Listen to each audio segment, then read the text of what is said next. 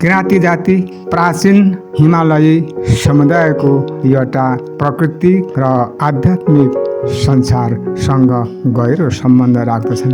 उनीहरूको लागि मृत्यु भनेको अन्त्य होइन, तर एक यात्रा हो। उनीहरूको विश्वास अनुसार जब कसैको मृत्यु हुन्छ, उनको आत्मा पूर्वजहरूको आत्माद्वारा मार्गदर्शन पाई पारलौकिक यात्रामा निस्किन्छ।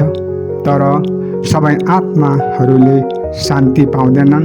कुनै आत्माहरू भूत बन्ने गर्दछन् र दुवै संसारहरू बीचमा फसेर रहन्छन्। किराँती समुदायका झाँक्रीहरू, जसलाई माङ्पा पनि भनिन्छ, आध्यात्मिक संसारसँग कुराकानी गर्नुमा महत्त्वपूर्ण भूमिका निभाउँछन्। उनीहरूले हराएका आत्माहरूलाई बाटो लगाउनु वा दुष्ट आत्माहरूबाट जीवितहरूलाई बचाउन र विभिन्न अनुष्ठानहरू गर्दछन्। एउटा रोचक तथ्य के हो भने किराँतहरूको विश्वास अनुसार मृतकहरूको आत्माले जीवितहरूलाई प्रभावित गर्न सक्छन्। यदि सम्मान गर्यो भने आशीर्वाद दिन्छन्, तर उपेक्षा गर्यो भने दुर्भाग्य ल्याउँछन्। तपाईँहरूलाई के थाहा छ?